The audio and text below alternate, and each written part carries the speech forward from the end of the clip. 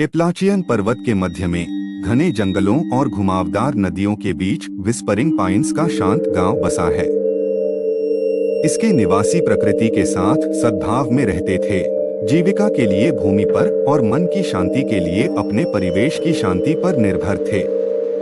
शरद ऋतु की एक सुबह गांव एक भयानक सन्नाटे में जागा। पक्षियों के चहचहाने और पत्तों की सरसराहट की सामान्य आवाजें गायब थीं, उनकी जगह एक अस्थिर शांति ने ले ली थी। जैसे ही वे जीवन के संकेतों की तलाश में अपने घरों से बाहर निकले, ग्रामीणों में चिंतित फुसफुसाहट फैल गई। जैसे जैसे वे गांव में गहराई तक गए, उन्हें कुछ अस्पष्ट पता चला। घर वीरान पड़े थे, दरवाजे खुले हुए थे। उन परिवारों का कोई पता नहीं था जो कभी उन्हें अपना घर कहते थे।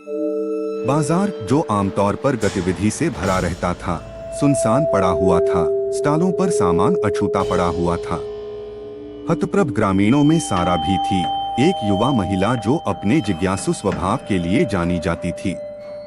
रहस्य को उजागर करने के लिए दृढ़ संकल्पित होकर वह व्हिस्परिंग पाइन्स के इतिहास में तल्लीन हो गई और अचानक गायब होने की व्याख्या करने के लिए सुराग तलाशने लगी। अपने शोध में सारा को गांव के बुजुर्गों के बीच फुसफुसाती एक पुरानी किंवदंती मिली। कहानी के अनुसार व्हिस्परिंग पाइन्स को पवित्र भूमि पर बनाया गया था, जहां जंगल की आत्माएं स्वतंत्र रूप से घूमती थीं।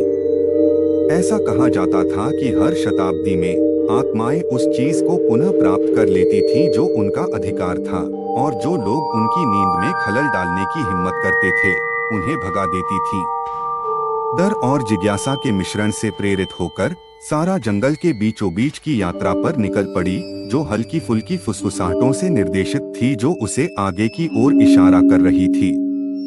जैसे जैसे वह गहराई में गई, पेड़ जीवित होते दिखे, उनकी शाखाएं नुकीली उंगलियों की तरह फैल गईं और उसे वापस लौटने का आग्रह करने लगी।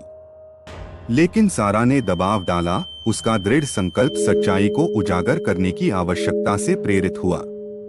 आखिरकार वह अलौकिक रोशनी में नहाए हुए एक छिपे हुए ग्लेड पर ठोकर खाई, जहां व्हिस्परिंग पाइन्स की आत्माएं चांदनी में नृत्य कर रही थीं। उनके रूप छाया की तरह झिलमिला रहे थे। उनमें से सारा ने अपने साथी ग्रामीणों के चेहरों को पहचान लिया। जब वे वर्णक्रमीय नृत्य में शामिल हुए तो उनके भाव शांत थे। तब उसे समझ में आया, व्हिस्परिंग पाइन्स का गायब होना कोई त्रासदी नहीं थी, बल्कि एक परिवर्तन था, क्योंकि आत्माओं ने अपने घर और उसके निवासियों को पुनः प्राप्त कर लिया और उन्हें अपने शाश्वत आलिंगन में स्वागत किया।